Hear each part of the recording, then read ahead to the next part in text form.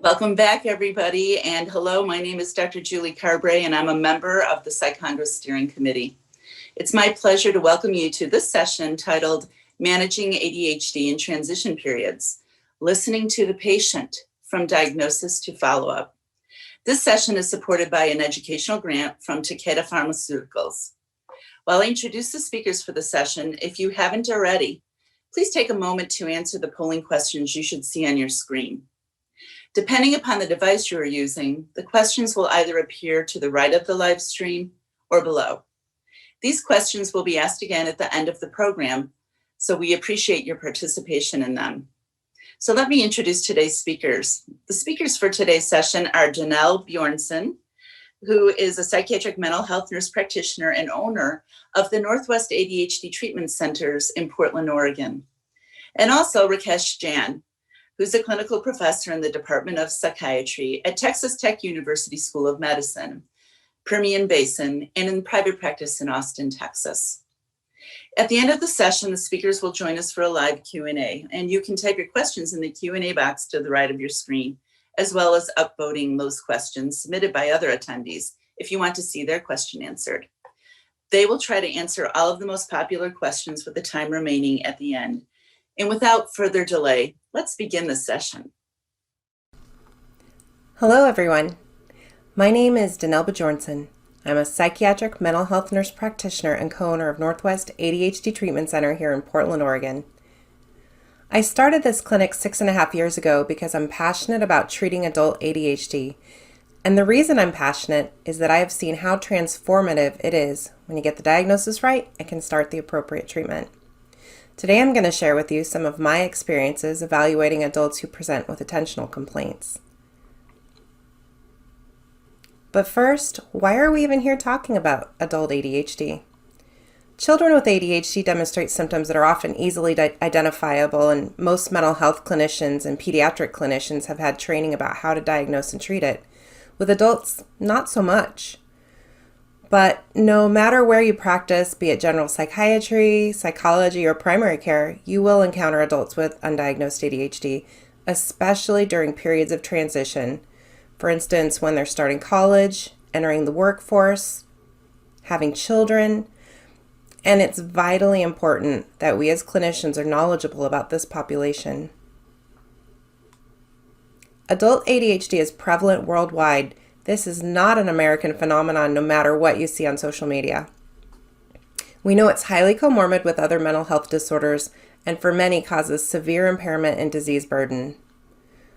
Unfortunately, though, adult ADHD is often misunderstood by the medical profession and trivialized by popular culture. So is it any wonder, really, that it's underdiagnosed and undermanaged?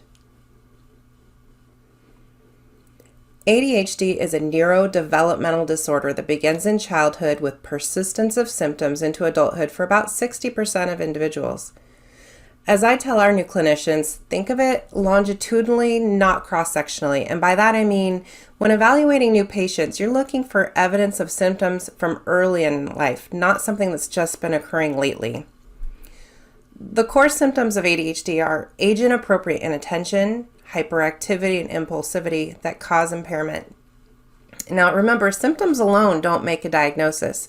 So if a patient comes in and they say they have problems concentrating or, they leave things undone, they have to also demonstrate that these are causing significant impairment or distress in their lives. As I mentioned earlier, adult ADHD is prevalent worldwide. The overall prevalence of adult ADHD in the United States is about 4.4% versus 2.8% worldwide. So the discrepancies in these prevalence rates between the US and other countries may simply be due to methodological factors. Now, prevalence is higher for males at 5.4% versus females 3.2%. And the non-Hispanic white group, 5.4%, had a higher prevalence than all other race and ethnic groups. ADHD is highly heritable psychiatric disorder, with heritability rates estimated to be between 70 to 80%. I once heard Dr. Russell Barkley say something to the effect, if you want a child with ADHD to respond better to treatment, you must also treat the parent. And one takeaway I got from that statement is that it's important to be mindful that this disorder runs in families. So why don't we just give a test then for ADHD, like a genetic test? The answer is that there are many candidate genes associated with ADHD, and at this time, no test exists. There are many environmental factors associated with development of ADHD. These include prematurity, maternal stress, extremely low birth weight, in utero substance exposures to tobacco, alcohol, illicit stimulants, environmental toxins, severe childhood deprivation and trauma, and brain injury. Does everyone with genetic risk for ADHD go on to develop the disorder? Well, the answer is no. There's a very plausible hypothesis that ADHD is expressed when there's a genetic susceptibility for ADHD combined with some of the environmental risk factors we just mentioned. The DSM-5 criteria for diagnosis of ADHD include a persistent pattern of inattention and/or hyperactivity, impulsivity that interferes with functioning or development. In adults, 5 or more symptoms must have persisted for at least 6 months to a degree that is inconsistent with developmental level and that negatively impacts their social, academic, or occupational activities. Of course, the symptoms shouldn't be simply due to oppositional or defiant behavior, hostility, or failure to understand tasks or instructions. I'd like to draw your attention to the following statement in the DSM. Several symptoms were present in 2 or more settings prior to age 12. So you can see it'd be pretty easy to see how a child who didn't meet full criteria could have had symptoms of ADHD in childhood, but then not be diagnosed until later in life when their symptoms are more prevalent and impairing. Very quickly, I want to mention just a few of the inattentive symptoms of ADHD, such as forgetfulness, getting distracted easily, procrastination, and poor listening. These are common in adults. While the hyperactive and impulsive symptoms that are common in adults are inner restlessness, fidgeting, impatience, and talking excessively. It's a real relief to have a name for my problems, to have a diagnosis.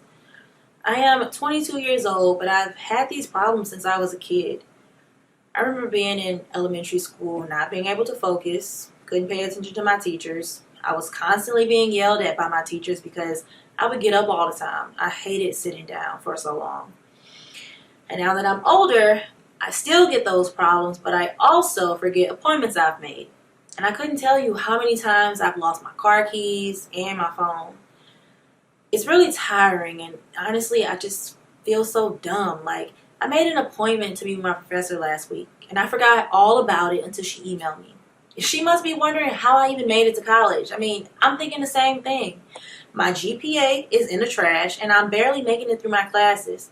I don't know how I'll be able to find a job when I graduate. Well, if I do graduate.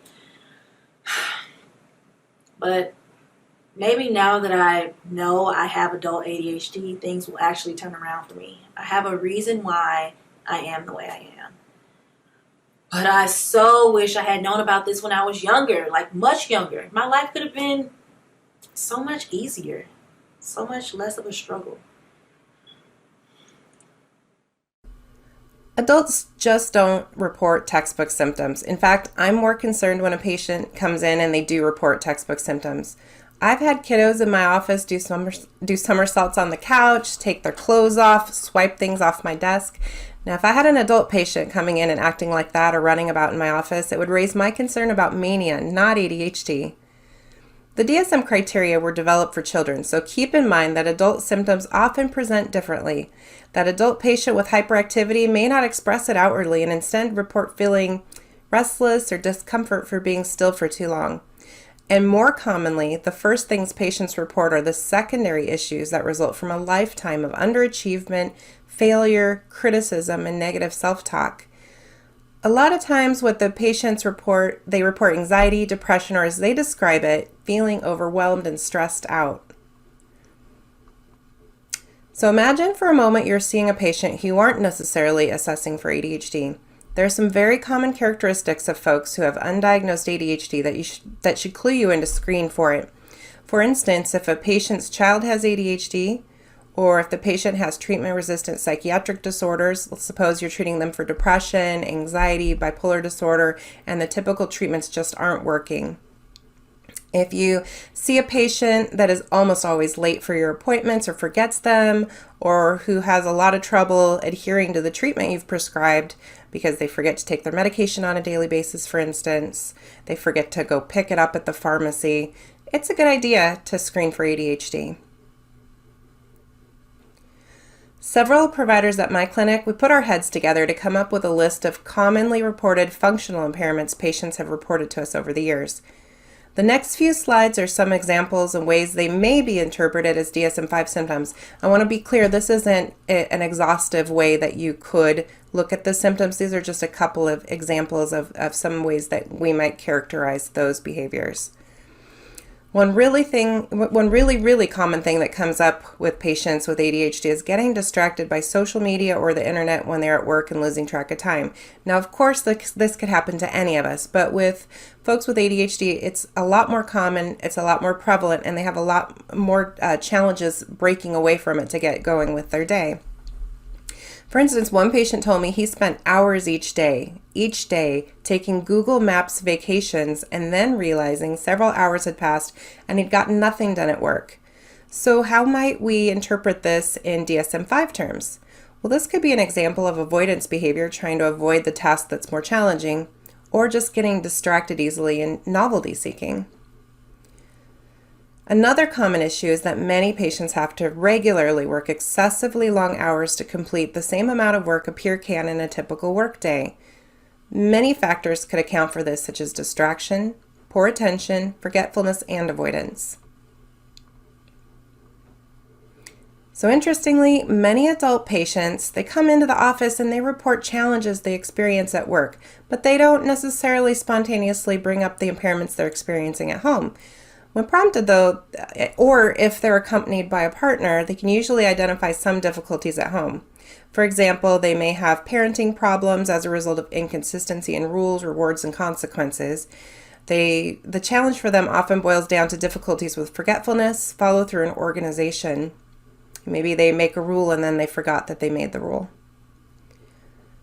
Many patients report they have difficulty with money management. If you ask about who manages finances, often they'll say they have a partner who does it, or they've set up auto bill pay because they were so frequently late or forgetful paying bills in the past. One woman I know overdrew her bank account, not because she forgot to make her car payment, but because she forgot she set up auto bill pay, and then she made the payment manually. We know that ADHD in adults can cause significant relationship issues. As we saw in a previous slide, conflicts with coworkers and partners are common due to many ADHD-related impairments. So often, the neurotypical partner will feel obligated to take on a parentified role to manage the deficiencies of the ADHD partner. And that causes tension and leads to resentment from both directions. So sadly, there are really significant secondary problems of ADHD in adulthood. Briefly, it can lead to higher rates of divorce, substance abuse, motor vehicle accidents, and increased rates of other psychiatric illnesses. Adults with ADHD tend to take the lower paying jobs, and they experience higher rates of unemployment and job loss. Last year, Dr. Barkley published an article that childhood hyperactivity was associated with a reduction in healthful years, but really shockingly and sadly, an 8.4-year reduction in total life expectancy. Some of the factors associated with this finding include poor lifestyle habits, increased risk for accidents and injuries, and higher rates of crime and aggression. Comorbidity is more of the rule versus the exception in ADHD. It's estimated that between 50% to 80% of adults with ADHD have at least one comorbidity. And of these, anxiety disorders tend to be the most common. You could probably agree with that. Well, this certainly makes diagnosis and treatment more complicated due to the overlap of the symptoms. And I think Dr. Jane will address this in the second half of the presentation. I want to take a moment to consider ADHD in women. In childhood, girls tend to have more internalizing symptoms such as daydreaming, whereas little boys are often disruptive in school, being the class clown. That prompts them to get evaluated. As they age, women may be misdiagnosed with mood or anxiety disorders. This can delay diagnosis and results in women often being diagnosed at a later age. In my experience, symptoms may worsen at transitional points of life such as college, starting new careers, or marriage and motherhood as responsibilities increase. Then later in perimenopause and menopause when estrogen levels decrease, which impacts dopamine levels. Living with adult ADHD is exhausting. My life has always been a struggle. At school, at home, even driving, and even with my friends. Every time I started a new grade, a new sport, or made a friend, my ADHD problem would creep back up and ruin everything. Like, people would like me at first. I'm a chill person usually, but after a while, me forgetting stuff, me not remembering things, people get tired of that. Can I tell you how that made me feel on the inside? I felt so dumb, so guilty, like I was a failure, like I wouldn't amount to anything worth a darn. So you ask me, what's the burden of living with ADHD? In one word, it's draining. It drains me from the inside and the outside. And it's a tough burden to have to carry 24/7. At my clinic, we propose the following minimum components of a thorough ADHD evaluation: screening, comprehensive biopsychosocial interview, and collateral report. A common screening tool is the ASRS version 1.1, a self-report screener. It's composed of two parts. Part A consists of 6 questions assessing the core symptoms of ADHD. Patients rate the frequency of symptom occurrence as either never, rarely, sometimes, often, or very often. If they mark 4 items in the shaded section, it's a positive screen. Part B is 12 items that provide further details about areas of impairment. Another screener is the ADHD RS4 with adult prompts. It is an 18-item scale with 9 items assessing inattentive symptoms and 9 for hyperactivity and impulsivity. The Winder-Utah Rating Scale is a retrospective questionnaire of childhood symptoms frequently used in research. I've used the WIRS with adult patients' parents to help them recall symptoms from their child's early years. Over the years, I have had many patients referred to me who were diagnosed with ADHD after filling out a screener. I can't emphasize this enough. Screeners do not diagnose ADHD. However, they can signal a need that further evaluation should happen. The next component of an ADHD evaluation is a comprehensive diagnostic interview. This is the gold standard for diagnosing ADHD. This includes an HPI, a psychiatric history, substance abuse history, and these should focus on uncovering ADHD symptoms, but also ruling out other mental health conditions that could masquerade as ADHD or be a comorbidity. The most important thing that you may gather from this entire presentation, so please note this: avoid leading questions. Start with open-end questions, broad questions. For instance, instead of asking, "Are you having difficulty paying attention at work?" say, "Tell me about how you're doing at work." Then based on the response, drill down more deeply. So you're having difficulty concentrating at work. Tell me more about that. When is this happening? What else is going on around you? How often? For the psychiatric history, you want to know what they've been diagnosed with in the past and also how they responded to medication. Substance use history is also key because we know so many of our patients have at least experimented with substances. Some patients come in and they're a little bit anxious about telling us about their substance use history because they think that we will deny treatment to them or judge them. And I try to normalize this part of the interview for patients by stating, a lot of my patients have tried drugs. What have you tried and how did it affect you? When assessing developmental history, I ask patients to tell me stories they heard about themselves as children. And when evaluating the academic performance, ask about each grade level beginning in preschool. A good diagnostic question is, if I were a student in your class, what would I have noticed, or what would your teacher have said about you? Ask about each job your patient has held, including type of work, length of employment, disciplinary actions, and how they terminated. Were they fired, or did they get bored and leave suddenly without a plan? How many total jobs did they have? One middle-aged man I evaluated had held over 50 jobs that he was either fired from or had left abruptly due to boredom or conflict with a coworker. Additionally, it's important to understand how patients function in their job. Some self-select jobs they will excel in despite having untreated ADHD. For instance, they may be fantastic car salesmen, but when promoted to management, fail miserably. We want to take a thorough medical history, or if you're a behavioral health provider, review medical records to rule out other conditions that can impact cognitive functioning. And finally, we need to know family history. It's not enough to ask about diagnoses because often patients just don't know, and they're often not even discussed in families. So ask about observable symptoms. Did anyone in your immediate family have the sorts of struggles you've told me you've experienced? The final component of a thorough diagnosis is collateral report. Patients may not realize the impact their symptoms are having or overemphasize the frequency they occur. And if patients are malingering, it would help to sort that out as well.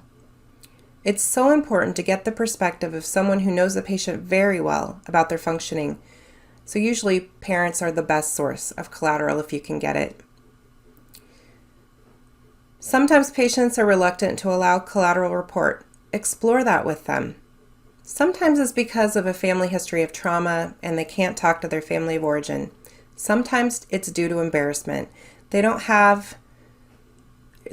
want their families to know they're seeking help for ADHD. If you're not able to get collateral from a relative, other sources include medical records, therapy notes, employee evaluations, report cards, and driving records.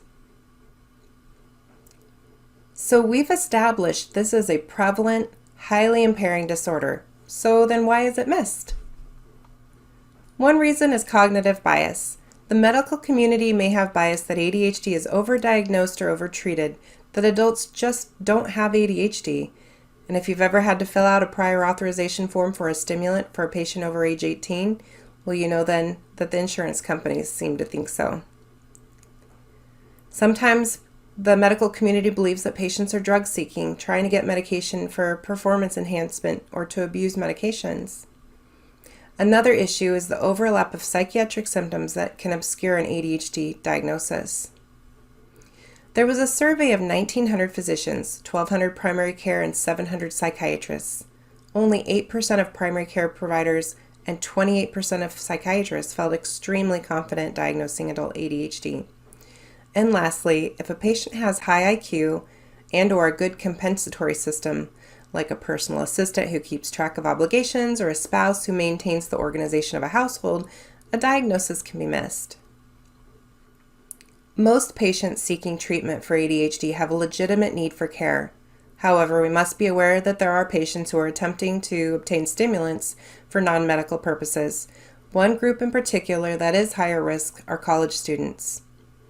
Students may obtain stimulants from friends, family members, buying them illegally, or feigning symptoms to a healthcare provider. If you aren't afraid of raising your blood pressure, just Google how to get your doctor to prescribe Adderall. There are websites that describe in detail what to say to fake having ADHD. So why are they doing this? Well, performance enhancement is one of the top reasons, but ironically, misuse of stimulants is negatively associated with academic performance.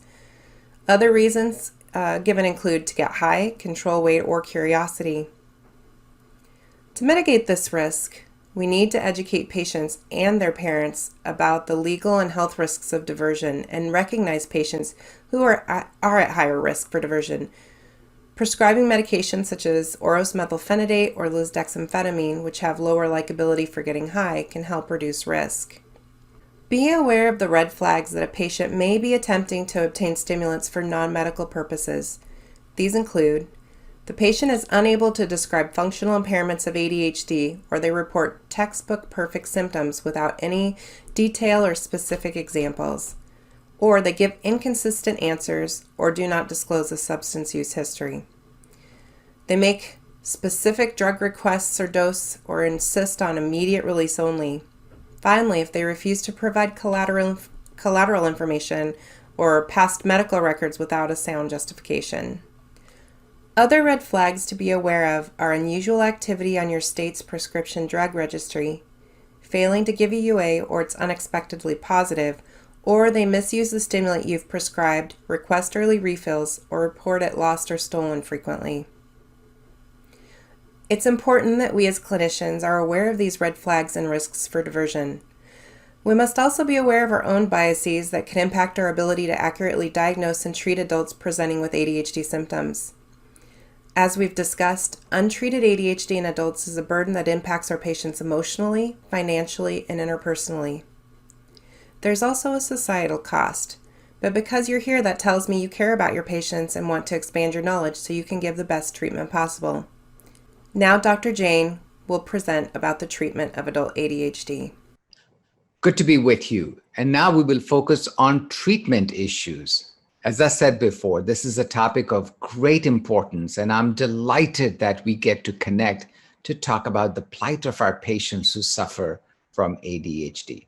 So, there are two key points we should remember when talking about the treatment of adult patients with ADHD. Number one, all patients with ADHD deserve proper diagnosis, education, and treatment. But why? Well, you just heard quite eloquently that ADHD is a great thief. It steals literally everything from you if it's not diagnosed or treated. It can steal from you your educational abilities, your driving abilities, your impulse control issues can be grossly affected. And then the internal damage, which is to your self-esteem and self-confidence, can be quite tremendous.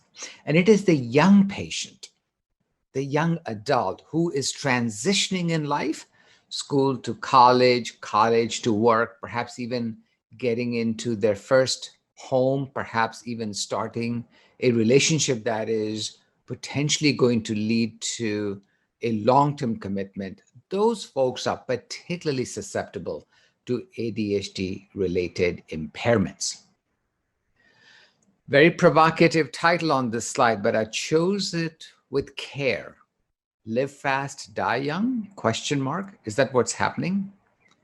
It is. If you look at the developmental trajectories of ADHD across the lifespan, not just stopping at 18, but continuing the conversation into the 30s and 40s, you're perhaps noticing that it's the individual who is in their 20s, the transition patient we just talked about, who's particularly vulnerable to a number of issues, even brain injury, even challenges that come about with psychosocial functioning. So the thing to remember is ADHD is a problem for a human being, no matter at what age it's present.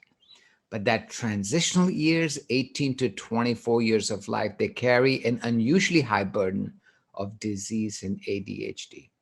And what we then see is substantial comorbidities with substance use, depression, anxiety, and of course, we see quite a few accidents in them too.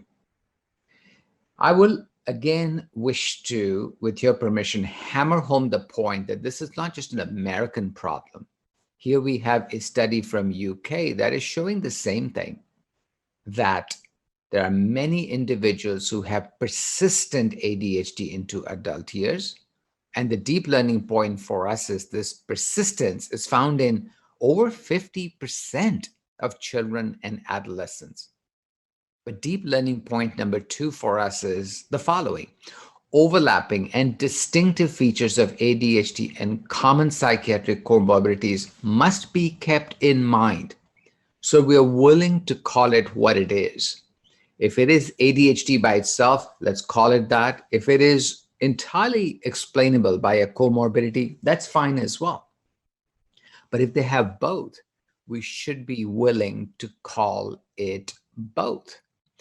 There's no need to fit every symptom a person has into just one single diagnosis if particularly two or more diagnoses better explain the patient's plight. So let's keep the following issues in mind. Comorbidities are common. It's actually extraordinarily rare for me to meet someone with adult ADHD where there isn't at least one and sometimes more comorbidity present. There are gender differences. We will look at that in just a second. And longer duration of symptom coverage is often needed. I use the word often, but I might go as far as to say almost always needed in adult patients. Watch out for double trouble. Comorbidities are just very common, and they can come in rather subtle ways. You might think that the patient is worrying just about their ADHD-related impairments, but if you dig a little bit deeper, that is true, but they may also have other classic symptoms of, say, GAD, or substance use disorder, or bipolar disorder, or major depressive disorder. Again, the best way to walk through these kind of difficult roads, this turny, topsy-curvy path that we take, we should remember there are overlapping symptoms, yet there are enough distinct features, as we heard before, that making an accurate diagnosis of ADHD in adults is both possible and perhaps a great clinical necessity. So there you are. I want to make a really strong point about us watching out for three things in particular: substance use disorders, anxiety disorders, and a variety of mood disorders. And I have seen every single kind of mood disorder present along with adult ADHD. If you have any doubt about this particularly vulnerable population and the plight that they are enduring, that being college-age adults, this will perhaps lay it to rest. In this particular study, only individuals between the ages of 18 to 22 were invited from large colleges, 9 separate colleges, multi-site longitudinal investigation. We're going to examine what is the risk of depressive symptoms and anxiety, particularly GAD, trauma and stresses, and learning disorder. You can definitely look at the percentages in the second column. But what I would recommend you do is look at the odds ratio at the very right side. Do you notice that if you do have ADHD, your risk of having depressive symptoms went up by 8.5-fold, anxiety 10.5, trauma and stresses 8+, and learning difficulties almost 25. Odds ratio is increased. So at least 55% of them had at least one comorbid condition, and almost a third of them had two. It's a real challenge, folks. It is as if ADHD is not enough of a challenge for them. They tend to have multitudes of difficulties. Let's talk about females for a second. There are gender differences. So when females are diagnosed with ADHD, they more often than not tend to have inattentive symptoms predominate compared to males. Now, smaller differences are found in terms of self-efficacy and poor coping strategies. But the rates of depression and anxiety are much higher in the female patient with ADHD, particularly if she's a young adult. But let's share some good news here too. The data does show that treatments are likely to be effective, equally effective for males and females, but there is a referral bias. I do think when a female presents with the similar symptoms of inattention and she has depression or anxiety along with it, she's more likely, and the data supports it, that she is not going to receive the correct diagnosis or the correct referral.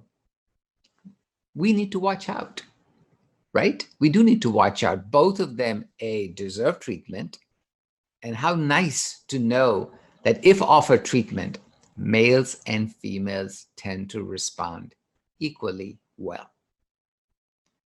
May I invite you to look at this clock?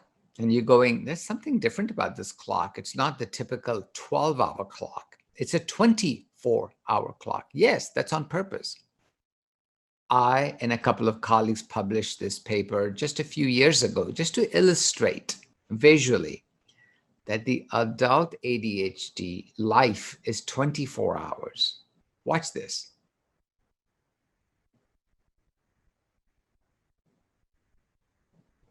And you're saying, but you're going too fast.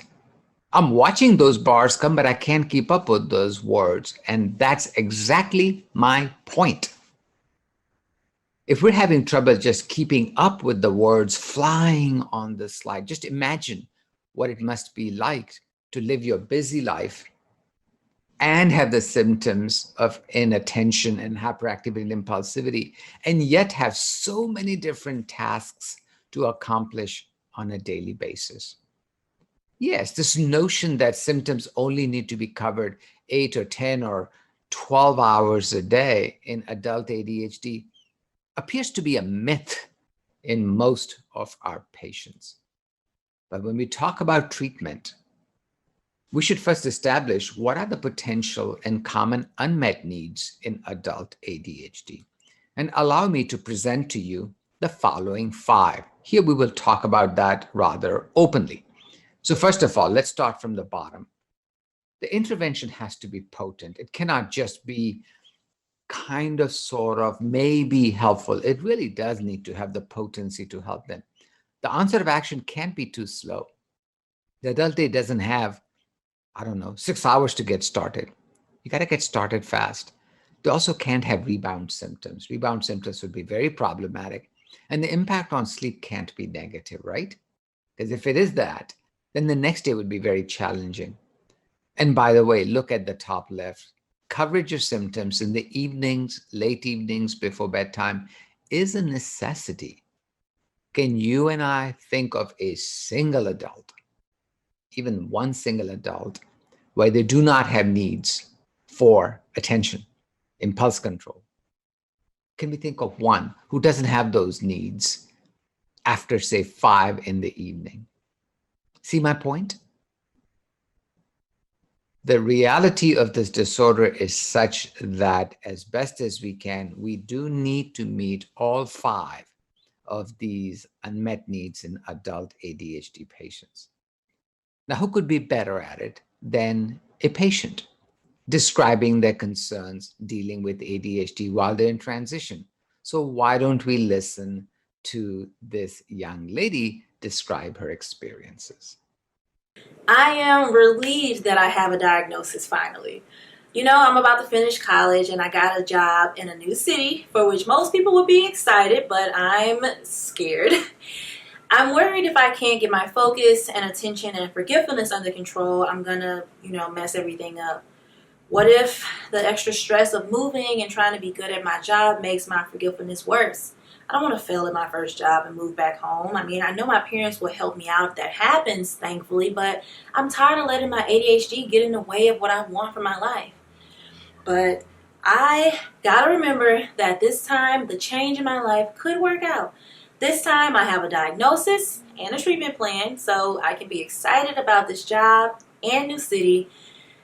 I can let myself be hopeful about this.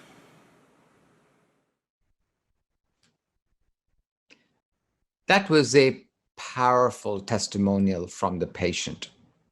Let's now move on to talking about adult ADHD's non-pharmacologic treatment options. Oh my gosh, that's a lot, isn't it? But let's break it into components. And it is really important to remember that the treatment of ADHD, while it may rest on the solid foundation of medications, non-pharmacological treatment options that we do have, when exercised, can really make a positive difference. So first things first, psychoeducation. As best as we can, either ourselves or referring our patients and the support system to appropriate resources is exceptionally important. A well-educated patient is the best ally, is the very best person to make sure that they understand both the disease state, but also why is it that things like improving organizational skills? Why is it that time management, sleep management, anger control, those elements are important? Number two, behavioral interventions. But you might say, oh my gosh, but my patient's 22. What do you mean behavioral interventions? Am I going to put them on a token system? Well, not quite, but we could, for example, talk about lifestyle changes. If the patient is appropriate for it, we could talk about ADHD coaching. Are they effective? The data says it is. What about social interventions? Many of our ADHD patients have lost their relationships and they have trouble with social skills or anger management, or if they're parents already, parenting, or if they're students, the study habits may be quite problematic. So yes, those interventions are important. And psychotherapy. Well, remember we said a lot of our patients, if not the majority with adult ADHD, have a comorbidity. Or at least 3 comorbidities that we talked about. Psychotherapy is known to be effective in that. But let's assume the patient does not have any comorbidity. Would psychotherapy be helpful even in that context? The answer is yes, but I'll present the data to you in just a second. And then finally, because our patient under conversation is a young adult transitioning, we really do need to help them with either educational or vocational or both, not necessarily accommodations. If need be, sure, but definitely we should help them with tips and tools they can use to improve their educational life as well as their emerging vocational life. So there we go. Here is the data supporting the use of cognitive behavioral therapy in adult ADHD. Not at all suggesting it'll replace pharmacotherapy because it doesn't. In fact, the study is showing us that pharmacologic agents are helpful. But it is also showing us that the combination of cognitive behavior therapy, even when it is offered as a weekly conference call, even that, using a manualized CBT, even that can be helpful in reducing not just coping, but the core symptoms of ADHD.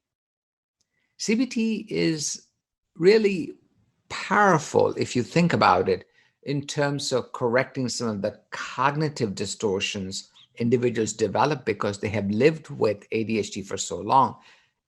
And certainly behavioral adaptations that are often maladaptive. For example, only studying when the exam is tomorrow. Or, for example, only studying after you had a great deal of caffeine at night. Those are behavioral patterns that are set up by such individuals in their own way to cope. And CBT's goal is to use both cognitive and behavioral interventions to perhaps get them to reshape it for their betterment. And that, of course, will help the medication work better. Mindful meditation? I thought mindful meditation was there to decrease my attention to task at hand. How could that possibly work in ADHD? Well, here's how it does work. So here's a study of Brazilian patients. They have adult ADHD. We have controls. They had only eight weekly mindfulness training programs. And look what happened. Of course, as you would expect, the affective measures, the mood, yeah, that improved and improved quite a bit. Please look at the effect sizes. Those are the Hedges G effect sizes. That's pretty impressive, actually. But it's the last 4 bars that should really get your attention. It truly should. Not only did mindfulness improve the total quality of life, but how interesting, even on objective measures of inattention, distractibility, impulsivity, even for just 8 weeks, practicing mindful meditation served as a powerful augmentation therapy. It is an investment. 8 weeks of mindful meditation, as someone who's gone through it myself, it's a real investment. Patients may not be ready for it day one, but they might be ready for it at the end of 6 months of interaction with you, especially now that mindfulness is all the rage. please consider encouraging your adult ADHD patients to avail themselves of the clear benefits they get, not just in comorbidities, but even in the core symptoms of ADHD. And then I would love to talk to you about exercise. At PsyCongress, we've talked about the importance of exercise for mood and anxiety for well over a decade. We were leaders in talking about the importance of this modality, below the neck modality.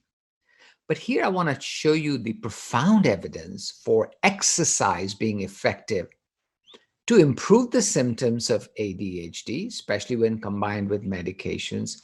But the beauty of this study is even one bout of exercise, while it improved symptoms, actually changed the brain connectivity in regions that are typically problematic in ADHD. So these were individuals before they exercised, after they exercised. They were given an MRI scanner examination. And as you can see here, quite clearly there's a correlationship between exercise-related changes in brain activation, in being able to both perform the right task as well as inhibit tasks that you ought not to be distracted by. Exercise does appear to be a psychological benefit, but there's also a very clear biologic, brain-based reason why exercise, for those of us who are interested in the optimum treatment of adult ADHD, that exercise does need to be one of the modalities we recommend to our patients. Let's come back to talking about pharmacologic treatment options, because those are the very core of the treatment of adult ADHD. They are. Occasionally, I have success with just non-pharmacologic treatment options, but I would say particularly in the patient who's transitioning, where the needs for attention, impulse control, control over distractibility, staying on goal, staying on task are so high. They're just forming their careers. They are just beginning their financial life. They're perhaps even just beginning their romantic relationships, maybe just establishing a foothold in a new city. Pharmacologic treatment options are often a necessity. So we should talk about that in detail. And to do that, we first need to appreciate that very many different treatment options are necessary for the following two reasons. Sure, this is a genetic condition, but that doesn't mean there's one gene involved. As I will show you, there's a whole host of genes involved, and it's not just genes. Those genes collide with environment to create even more permutations and combinations. Okay, we will look at that in a second. But the point's not lost on you, is it? If there's so many different genes, some with serotonin, some with dopamine, some with norepinephrine, some with glutamate, it's illogical to assume one particular treatment option is going to help every single patient, right? And especially if they have a comorbidity, it becomes challenging. So let's remember, even though the patient comes to see us with a disease, look at the title, please. Let's go backwards, shall we? They present with disease.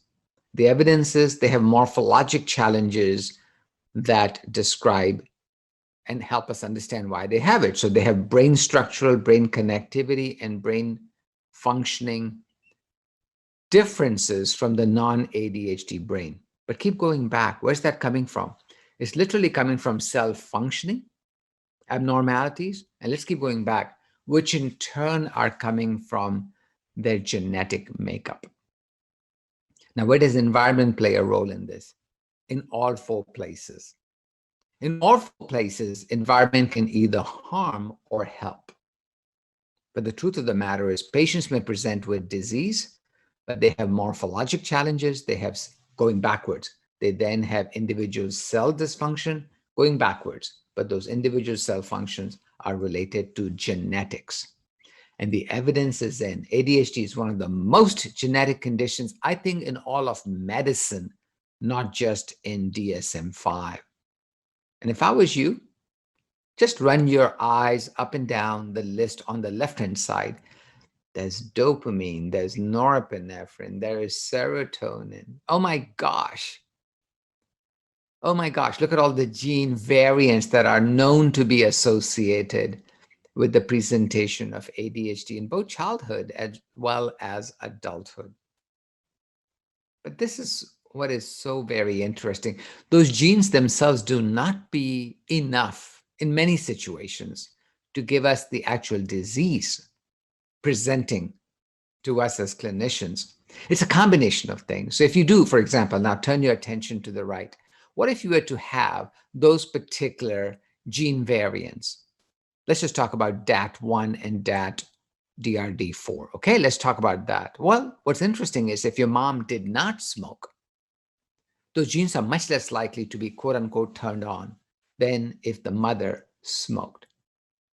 Same thing about alcohol, same thing about low birth weight, same thing about maternal stress, even maternal marital status.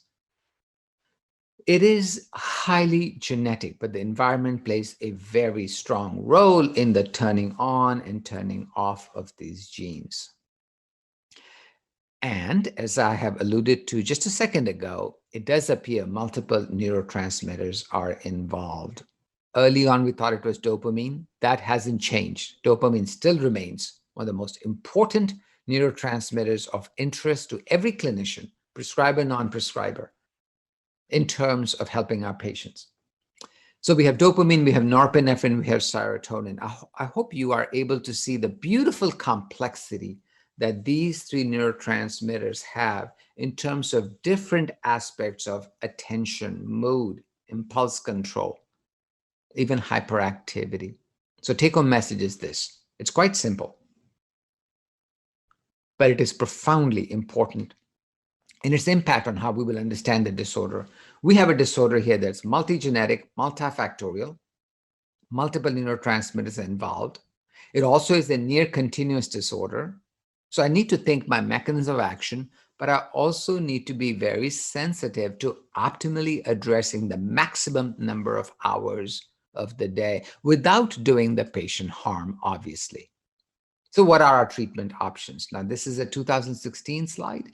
And the beautiful thing about ADHD pharmacotherapy is it's constantly being updated. More and more treatment options become available, and several new ones are coming. They're on the deck. But at the moment, the two main classes are pharmacologically are stimulants and non-stimulants. We can perhaps talk about the non-stimulants first because it's a relatively small world. We only at the moment have 3. And in adults, only one option, atomoxetine. Guanfacine extended release and, of course, clonidine extended release are also approved, but only for 6 to 17. Stimulants are the mainstay. They really are. So we have the methylphenidate class, and then, of course, we have the amphetamine class. And there are variations. I will show you some of those. The main difference appears to be in those classes pharmacokinetic. But making pharmacokinetic changes can be very helpful to fit a medication into a patient's life. So let's talk about atomoxetine, shall we? So atomoxetine, I was actually very lucky to be part of these trials, I would say 12 to 14 years ago. It takes a while to do these studies before they're published, and this was published by Len Adler in 2009. And what we found, double-blind, placebo-controlled, 26-week study. Yes, we can see that atomoxetine was effective, not just in reducing the symptoms of ADHD, but also to improve it in the evening time. One does have to learn the art of using every medication, including atomoxetine, and I have put the most common side effects here for fair balance so we understand both the strengths and the weaknesses. This is methylphenidate, one of the very earliest medications to be approved in the world of adult ADHD. This too, and by the way, it is methylphenidate, but it is extended release and pharmacokinetically controlled because of the Oros mechanism. It was actually quite well tolerated, and I hope you're looking at the results and look at the standard deviations as well. This was clearly effective in reducing the core symptoms of ADHD. And here too, I'm putting the most common side effects here for your review. Now, this is different. This is also methylphenidate, but just the D enantiomer and put into an extended release. So dextromethylphenidate extended release in adult ADHD. And what are we looking at? We're looking not just at the total score, but we're going to look at the inattention and hyperactivity separated out. And in this randomized multi-center double-blind placebo-controlled study, a large one, it is so very clear that the average patient on this medication got not just an improvement in ADHD, but in both sets of symptoms, the inattention cluster as well as the hyperactivity impulsivity cluster. So what else is left now? Amphetamines. So I didn't want to cherry pick a study or two. I want to look at all that was available. And this is the most recent Cochrane database review I've found on the effectiveness of amphetamines in ADHD. Just take a look at it. There's multiple studies. And if you're to the left of that central line, it is, of course, in favor of the medication. And look at the diamond at the bottom. What we're seeing here is a very large effect size, almost approaching, as you can see, almost approaching a 1.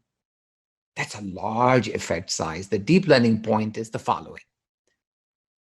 Amphetamines do have a high level of evidence of effectiveness in ADHD. We've been using it since the 1937 era, though, of course, the evolution of that class of medications has been tremendous. But side effects can be a challenge, and they should be carefully monitored for.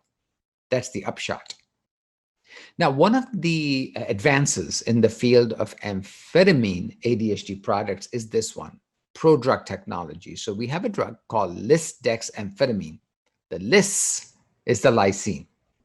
The dexamphetamine, of course, is the amphetamine. And that's the prodrug. That's how it is taken by the patient. But then the body is able to break apart the lysine from the D-amphetamine, and that leads to a pharmacokinetic change, which of course has its distinct advantages of hopefully improved tolerability and most certainly prolonged effectiveness, prolonged number of hours in a day. So, as I said before, this is how we are able to do it. And there are studies that show even at 14 hours, even in an adult workplace setting study, taking this medication once a day was able to demonstrate its effectiveness compared to placebo in terms of controlling not just ADHD symptoms, but also to improve task performance. All right. So here it is. Here's the study we talked about. This is 14 hours out. This was a very elegant study that Sharon and Tim Weigel conducted along with other colleagues. And it's showing you starting at 2 hours all the way to 14 hours compared to placebo, once daily lisdexamphetamine was superior to placebo in this modified workplace setting PERM score study. All right. Then there is another development, and this has to do with triple bead formulation.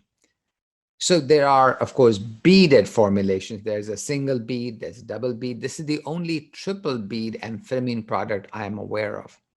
I was also part of the study. This was conducted, again, many years ago.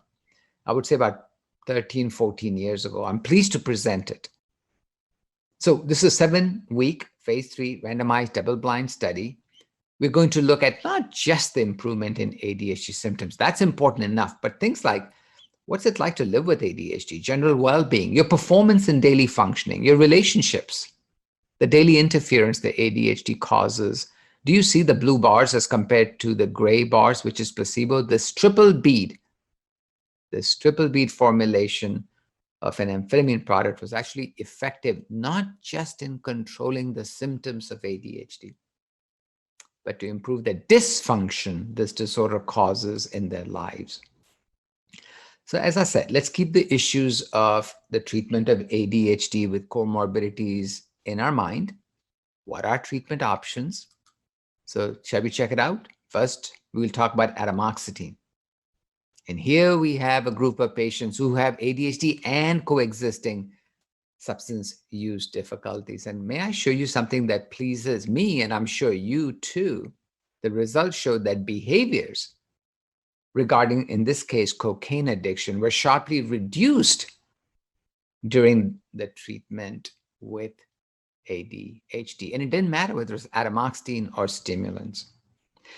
In other words, in the right patient, if we offer them treatment for the ADHD, other symptoms such as substance use disorder, even anxiety disorders, even depressive disorders can actually be improved. But patient selection, of course, is going to be crucial.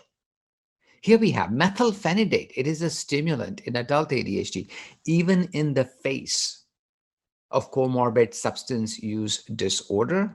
The deep learning point is it can be used. Have to do it with caution, obviously, but if you do choose to use it and you've exercised all the caution, generally speaking, expect it to be helpful. Methylphenidate can be used with caution in these comorbid patients with ADHD and substance use disorder. I keep saying caution because some patients it would be inappropriate, but there are many patients where it's more appropriate to use the treatments than not. In other words, excess fear may lead us to undertreatment. And a lot of patients, 2/3 of the respondents actually on a particular test actually normalized even if they had substance use disorder. One of the big fears is, oh my God, I'm going to make my anxiety problems in my patients much worse if I use a stimulant. You could, but generally speaking, that is not the case. There are 3 key learning points here. Number 1, remember, 1 out of 4 have a significant anxiety disorder anyways. We can't ignore it. Number 2, these patients have more trouble rather than less trouble because they have a comorbidity. And number 3, if you do treat them with a stimulant appropriately, so start low, go slow, add other medications if necessary, these patients did not have a higher dropout rate or have less of a response. They didn't. When you put all this together, then we are compelled to accept that, and I'm glad to accept it, that if comorbidities exist, I should not automatically exclude stimulants as a treatment option. So let's remember a couple of important points. Primary care is deeply involved in this conversation. They are the first line of defense, and I think they're very good at what they do. So I encourage them to be vigorously engaged in the process of identification treatment, though please know specialists are available in case you have a particularly challenging patient or atypical responses. Many of us who are specialists in ADHD in the adult population stand by to be of assistance to you. Let's now watch another video of our patient really offer us another testimonial. ADHD has been a constant problem for me since I was a kid, really. Now that I'm 22 and have a diagnosis, I worked with my doctor to come up with a treatment plan. I really only knew about ADHD from TV shows and movies, so I was surprised to find out there were other ways to treat my ADHD without medication. So my doctor set me up with a cognitive behavioral therapist, and oh my God, she has been a lifesaver. I really learned a lot from her, and I'm working on my wellness, that stuff that influencers are always talking about. Well, turns out having a regular sleep and exercise schedule actually do help. So my doctor talked to me about medications and helped me find the right one for me. After talking about my symptoms, my lifestyle, and how much I drink, my doctor prescribed me a medication that really helped put me on track for my life. I appreciate the conversation she just had with us. So in conclusion, there are many practical tips I would like to offer you. Number 1, suspect it. If you don't suspect it, we will miss it. Number 2, appreciate that comorbidities may complicate our lives. Number 3, primary care and psychiatry should partner up. And of course, as we heard before, whatever we prescribe, let's do it with care and thought. What are their needs? How do I keep them safe? How do I reduce the risk of diversion? How do I extend the hours of coverage? How do I make the medication really serve my patient as ideally as possible? So this is, of course, the Olympic symbol in some ways. And all of us want the gold medal. But in ADHD, if you want the gold medal with our adult patients, particularly the one who's transitioning, we have to focus on everything: attention, hyperactivity, impulsivity, behavior, emotional dysregulation, and do it for as many hours a day as possible. And of course, with the greatest tolerability we can help the patient find. With that, thank you so much for your attention. And let's now turn our attention to Q&A. Wow, I love those departing words, Rakesh. The gold medal. And I think this presentation just really gave us that very well-rounded look into those struggles for patients with ADHD. And I loved her comment, working on my wellness. How great can we be as partners to help work on wellness with this population of patients we serve? So thank you for joining us, Danelle and Rakesh. And what a great presentation this was. Before we get to your questions, please make sure to take a moment to answer the polling questions again that you're going to be seeing on your screen. And so here's some questions, so many questions for the two of you. And I wanted to start, Danelle, with you. We have so many questions about cannabis use. And in your work, is there a criteria for detoxing off of cannabis? Do you committently treat patients who have ongoing cannabis use or not? And how do you manage this within your clinic? Yeah, so that's one of those questions that is so compelling, especially here in Oregon, where recreational marijuana and medical marijuana are both legal. And, I'm going to answer in a way that one of my nursing professors used to answer that used to frustrate me. And it depends. And it really depends on a lot of factors, their history of substance use, why they're using it, when they're using it. And our clinic takes a harm reduction approach. And so the way that we see it is, if someone is using marijuana infrequently, maybe they smoke a little at bedtime because they think it helps them sleep, I'm not going to deny, or we're not going to deny treatment to that person. Now, someone who's smoking from sunup till sundown, first of all, it makes diagnosis more challenging, right? Because how do we know that the low motivation and the cognitive problems are from ADHD or from this chronic substance use? So we take it on a case-by-case basis. And I would say that, we are doing lots of psychoeducation with the patient, because, a lot of people think that it's completely harmless. But we don't absolutely make any absolutes about not providing care to people just because they're using marijuana. If we do believe that it is impacting their cognition in such a way that it makes diagnosis more difficult, we will refer for a substance use assessment. And we may require someone who's using heavily to have a period of abstinence for both diagnosis and treatment. It really depends. But what we do know is when we treat people with substance use disorders of any kind, then we can reduce the frequency of substance use. So I personally would not turn people away for treatment because they're using cannabis, but I really think, again, it really just depends on the individual.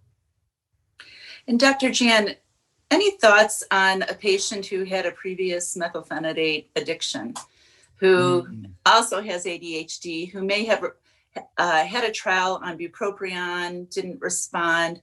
How might you manage such a patient? What options might be available? Yeah, thank you, Julie. First of all, please call me Rakesh. Yes. Secondly, I thought it was a very good presentation, Danelle. I think you did a marvelous job setting up the stage for the complexity of this disorder. And Julie, you are a true expert in ADHD as well. So, this is a 3-person panel, not a 2-person panel. So there might be times I might ask you to comment. So I hope you don't mind that. Of course. In regards to, if I can go back just for a second to the cannabis issue, it's really important to find out why they're using it. Very often they're using it to actually help with their ADHD symptoms. Because even though we often think the ADHD symptoms are distractibility, inattention, there's a great deal of mood dysregulation and behavioral dysregulation that they may have learned the hard way to use cannabis. So it's so much better to hear them as to why you're using it. Sure, flat out abuse is a potential, but very often telling them that I understand why you're doing it. These are the potential harms. Let's just start slowly. Exactly the approach, Danelle, you're taking is the best way to go. Yeah.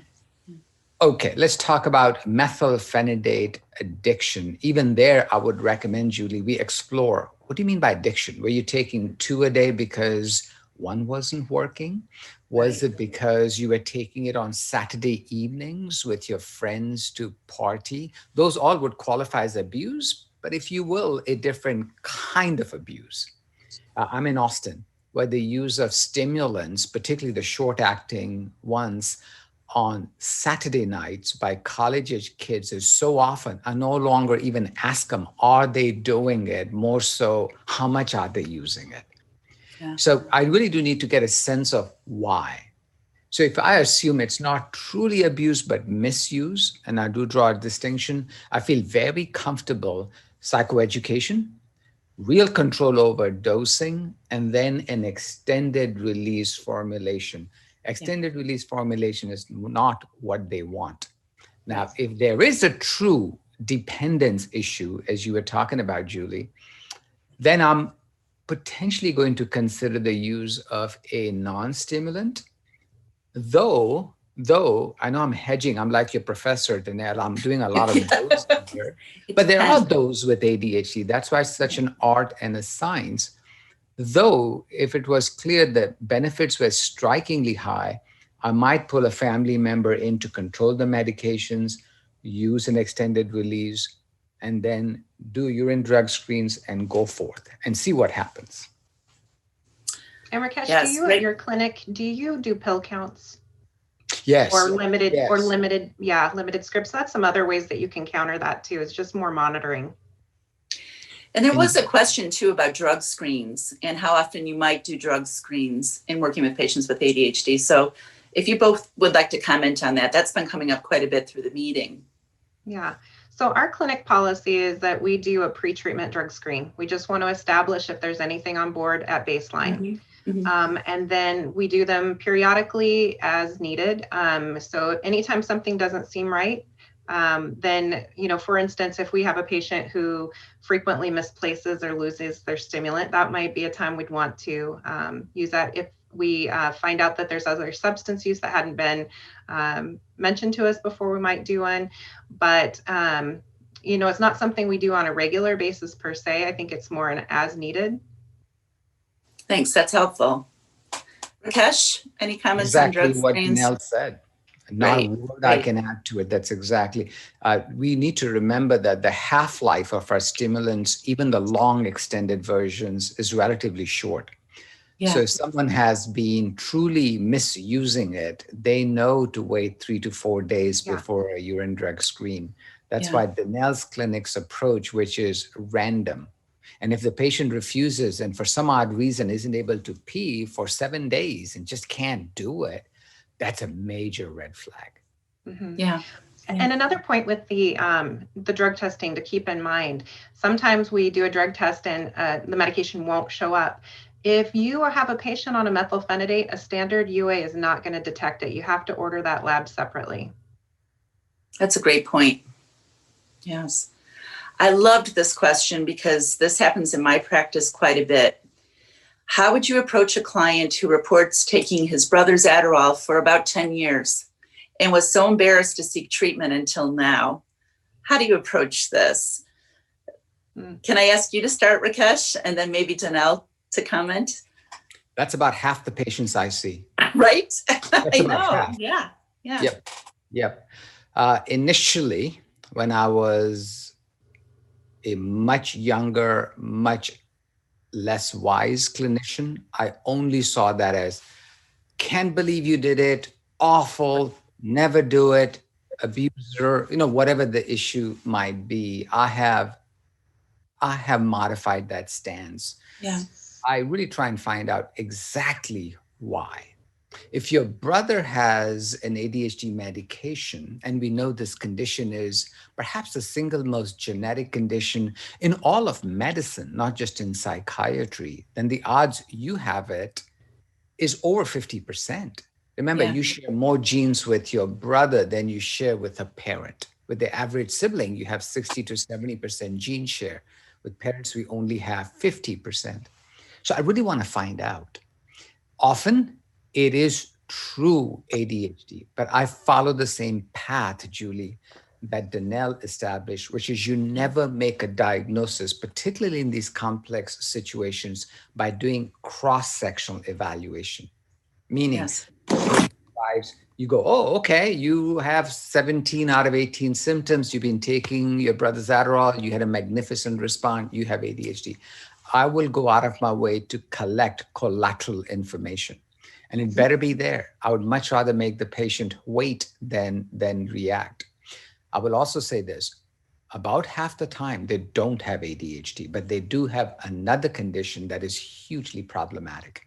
Could be GAD, could be a depressive disorder, could be an area of expertise you have, Julie, could be bipolar disorder. Right. So I go on a hunt when I hear something like that. Yes. Excellent points. How about Danelle? Any more you want to add? I agree. I absolutely agree. I want to look at, well, what was this behind this behavior? Where does that embarrassment come from that would make them take someone else's medication versus going and getting their own? What barriers to care exist for this person? And then I'm going to play devil's advocate, because I bet somebody in the audience is saying, well, why wasn't the brother taking his own medication? Didn't he need his medication himself? And my answer to that is, if you've worked with folks with ADHD, you know they're notorious for not taking their medications regularly. So I'm not surprised to hear of someone taking someone else's medication, because there's almost always a surplus. Absolutely. There was an interesting question about boredom. And why is boredom not discussed more with patients who have ADHD? It often seems to be a complaint that, I just can't get beyond motivation. It's just everything is boring. I don't feel like I'm connecting. Any comments on boredom as a symptom? I can get the ball rolling, and Danelle, if you wish to offer your thoughts, that'd be great. So we should. Particularly the kind of boredom that is impairing. So here's another fallacy, Julie, of ADHD, because we tend to look at DSM as the final word on what ADHD is. And we should all be reminded, DSM was written not to describe a condition. It was written to help accurately diagnose it and accurately exclude it. In other words, those are the criteria that are the most sensitive, yet most specific. Yes. If you look at the text, that tells you what the disorder is. Boredom, which in many ways is a form of cognitive sluggishness and a feature of impulse control, can be prominent symptoms, particularly of late adolescence and the patient we've been talking about, the patient who is in transition. When I do hear that, I do have to ask myself, be sure not to miss an important comorbidity. But if other symptoms are present of ADHD, and that too is present, and the patient really is unable to explain why this persistent feelings of boredom last, in part, they become my target symptoms too, with a combination of non-pharmacological and pharmacological interventions. Excellent. Yeah. And I would say that when I hear boredom, it's usually a lot in males. And to me, that is often a depression symptom. They will express that they're bored more than they'll say, I feel really sad and down. Yeah, I would agree. That's been my experience as well, Danelle.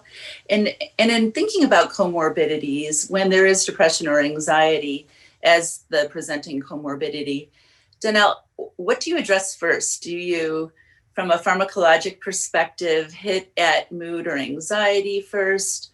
Or do you start when you know that ADHD is also a comorbidity? What do you do? What's your approach?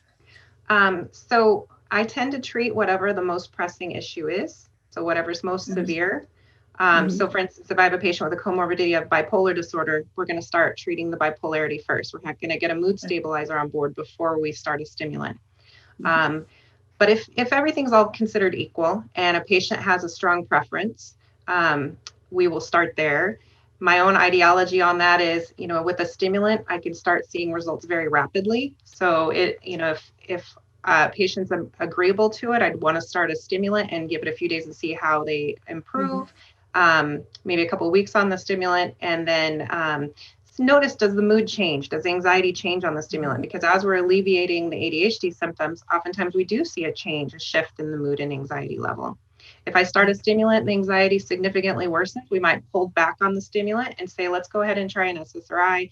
All of our patients are already receiving CBT. So that's how I would approach the pharmacological aspect of that. Rakesh, would you like to comment too? Yeah, I guess I take a slightly different tact, not that different from yours, Danelle.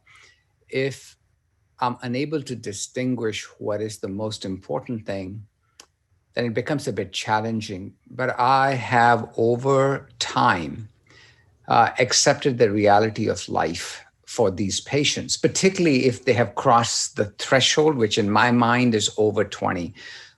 If you are over 20 and you do have a prominent comorbidity, you're not about to lose it.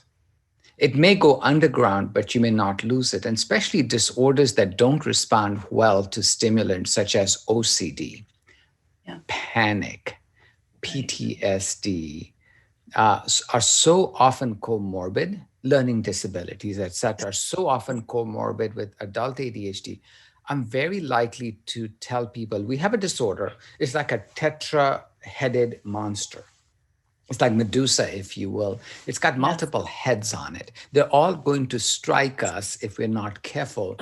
It may be better to overhit it, control it, and then we decide which way to go. So yes, half the time I think I would go with monotherapy, but I'm not just surprised, I'm glad very often we actually go for combination treatments immediately. Though always, as Danelle said, it just does depend on the patient's needs. Yes, I think your nursing instructor was right. It depends. I think too, Rakesh, just to follow up on my comment too, is that when I do have a patient with comorbidities, I'm starting one thing at a time first so I can see how they tolerate the medication, see if there's any adverse effects and also some effect. But I agree with something like OCD. We know we're going to have them on an SSRI, probably at higher than typical doses for a long time to see an improvement. And if we have someone that has comorbid ADHD, we may not want to wait 6 months to start a stimulant. Right. But maybe we start the SSRI and a couple of weeks later, if we know they're tolerating it, then we might start a stimulant if there is that comorbidity. And Great. Julie, Danelle's being way too modest here as part of, and I know this because we've talked about this for years, actually, as part of her ADHD treatment protocol, besides the thorough evaluation you talked about, you pretty much in your clinic with, I think all patients insist that they be in some kind of structured psychotherapy program. To me, that is the absolute gold standard of how this disorder or this disorder with its associated disorders should be addressed. If your goal is the gold medal that you were talking about, both in the short run, 6 weeks is okay, obviously. But 6 years is so much better. And of course, 16 years is so much better. And to do that, it is so wise to never see ADHD as an easy, simple disorder, but to appreciate that it really does burrow into every aspect of your life, particularly if you're an adult in the transition phase of life. And if we make a difference now in terms of investing in their knowledge and treatment, my goodness, I can see how their 40s, 50s, 60s, and thereafter might turn out.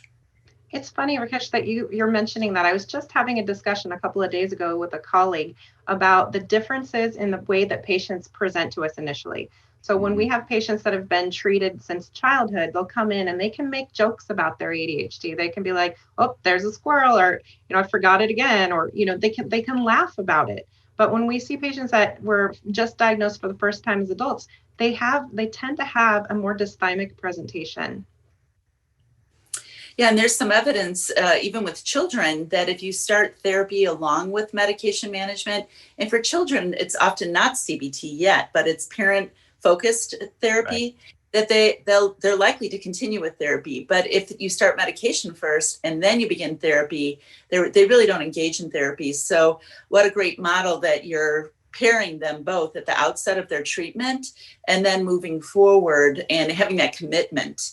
That's wonderful. And I loved hearing about the data that you shared, Rakesh, too, and hoping that we'll have more of that in child and adolescent, that we see some efficacy with CBT. And certainly, I was thinking about the wild five. I always use my hand, sleep and meditation and connecting with others, just really moving forward with helping our patients have a fuller life. There was a question. Julie, go ahead. if I may interrupt you, exercise. Yeah. And Danelle, you know something about the importance of exercise and what that does to symptom control for ADHD near immediately, right? Absolutely. I was just telling Rakesh before we started, a little disclosure, my children both have ADHD.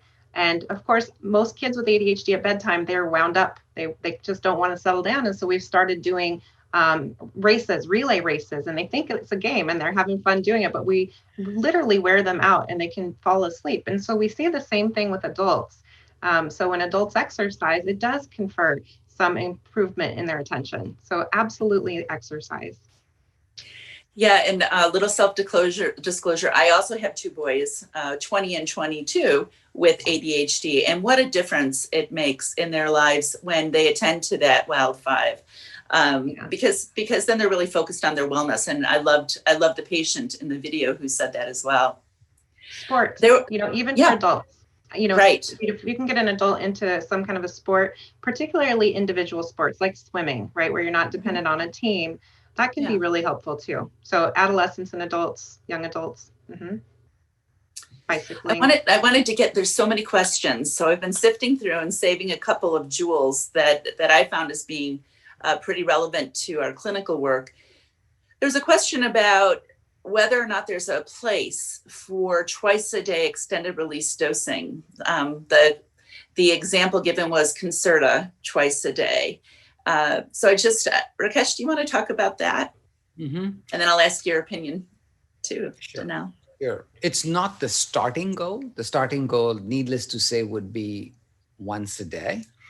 But again, one thing about Psych Congress, right, Julie, we don't just talk science, we talk science and practical. Absolutely. What's necessary for patients. Yeah. So in about a third of my patients, I do have to use 2 separate doses of extended release.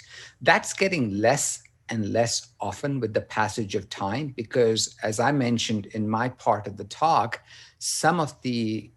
in the last 10 to 12 years, extended release medications really are showing that 12, 13, 14, 15, even 16 hours of coverage.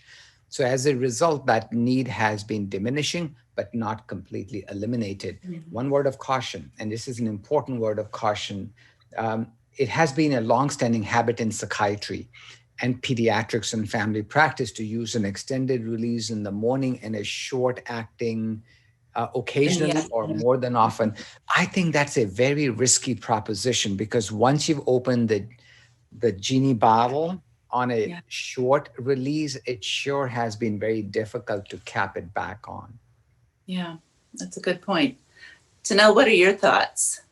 I absolutely have prescribed long-acting stimulants twice daily if needed, because especially in adults, as we've mentioned, I think in our talk, that the day isn't just an 8-hour day for our adults. A lot of our adults have to get up early in the morning, get kids off to school, and they're staying up in the evening to finish the housework, pay bills, and even just have conversations with their partner. So we need coverage for as long as it takes. And as long as it's not impacting their sleep pattern, that's the thing you're just monitoring. The biggest challenge, I think, for long acting twice a day is getting the insurance companies to cover it. You're going to have to do a PA. Yeah. Oh, those PAs in adult psychiatry. I know what they're like when my kids cross that bridge over 18. I love that you mentioned that in your talk, Danelle. What a pain in our sides, isn't it? Yes. There was a question too, Danelle, maybe I'll start with you. What are the best ways to manage tolerance? This person says, I've had patients come to me on the highest approved dose and then report decreased efficacy over time. Any thoughts on tolerance? So I don't know how Rakesh feels about this, but what I do sometimes, I just have people hold the dose over a weekend. And then Monday, it seems like it works better again. I try to get away from like increasingly higher doses, because there's at some point you're just going to have side effects and not any improvement in symptomology. So sometimes drug holidays work best, sometimes switching and then coming back to what worked just gives a chance for a reset. Totally agreed, Danelle, with maybe a third potential option in some patients, which is augmentation therapy. In ADHD, I don't know why, even though psychiatry is so used to augmentation therapy, in ADHD, we sometimes think it's gotta be monogamous relationships only. And I think polygamy, if practiced well, can be very helpful. But joking aside, we ought not to ever forget about the importance of medication combinations when appropriate to help our patients, particularly when it is a stimulant and a non-stimulant. Well, guys, we've reached the end of our time already. I knew this was going to go fast. And thank you so much for joining us, Danelle and Rakesh. And what a great presentation this was. And before we get to before we finish, I just want to remind you of our 30-minute exhibit hall break that's coming up next. Please interact with our sponsors in the exhibit hall to earn points for the Passport to Prizes competition. Remember, the grand prize winner gets a complimentary flight, hotel stay, and registration to PsyCongress 2021 in San Antonio, Texas. We'll be wearing boots again, Rakesh, right? Check the leadership board in the exhibit hall to see where you stand in Today's the Day. So please enjoy the rest of your day. Bye.